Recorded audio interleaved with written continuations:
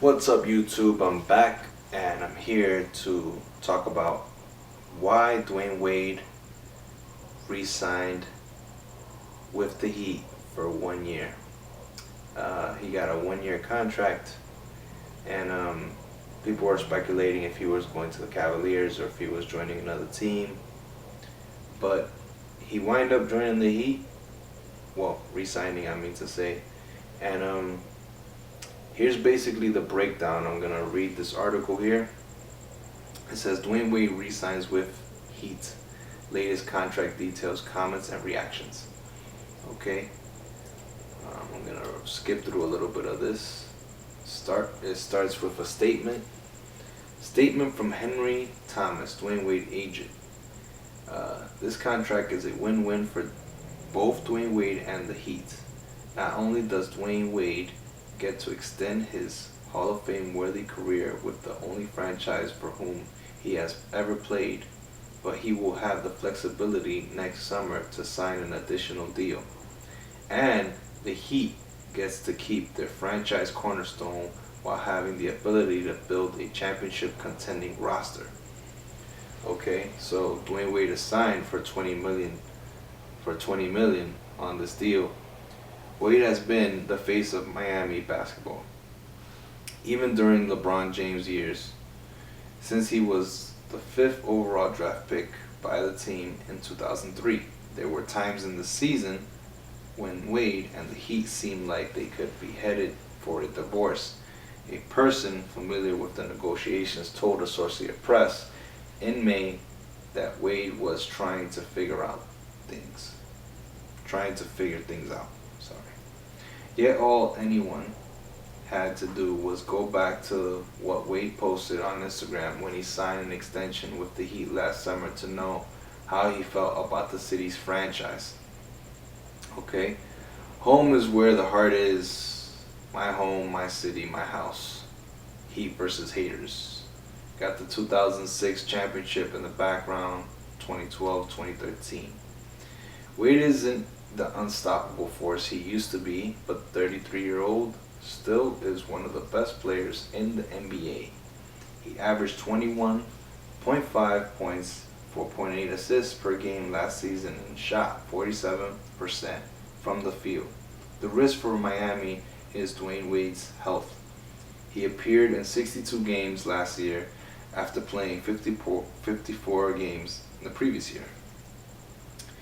The Heat will have to overcome the inevitable absences next season, which will be a challenge. However, with the roster that also includes superstar Chris Bosh, point guard Goran Dragic, with two-time All-Star Luol Deng, lottery pick Justice Winslow, and last season's biggest surprise, Hassan Whiteside, Miami will undoubtedly be a dangerous team when the 11-time All-Star is on the court. Okay? So that's going that's going with his story.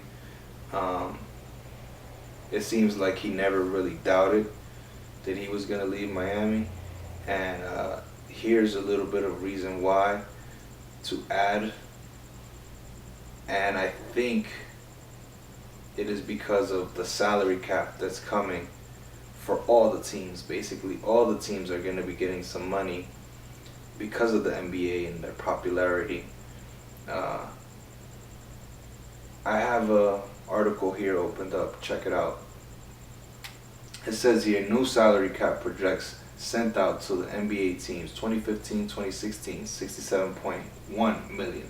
Tax 81.6.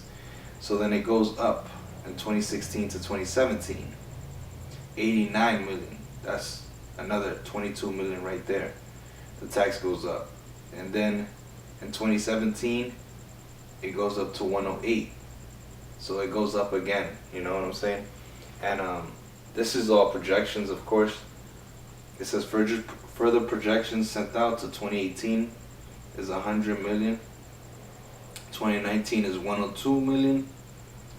And the 2020 is 107 million salary cap. So all teams' salary caps are going to be going up.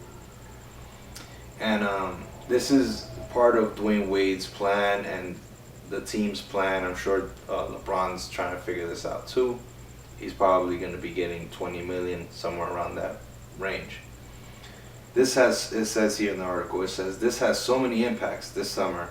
Even though the cap is only going up a few million, you'll see teams dish out some large contracts who might not normally get that much, but because a max contract under this cap will not look so bad in 2 years, teams will do it.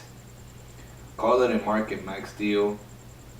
On the other side, players are not going to want to sign a 4-year deal when they see how much more cash will be on the table in 2 years. Meanwhile, teams that didn't manage their money all that well will have cap space to chase 8 free agents. Teams hoarding cap space will be able to go after multiple max players at a time, and there are a lot of teams in that category.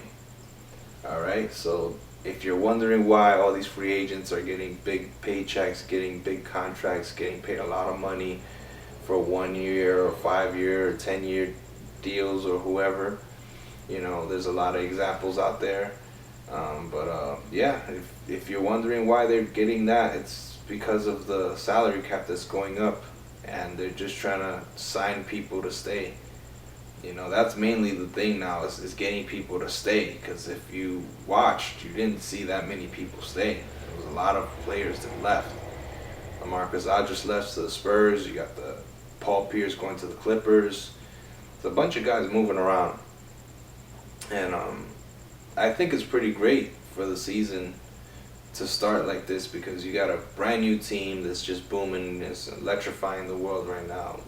Stephen Curry leading the team, and then now you got all these teams trying to load up. But now, at the same time, the way I see it is people are really strategizing in a lot more bigger way, especially with these, draft picks, these rookies.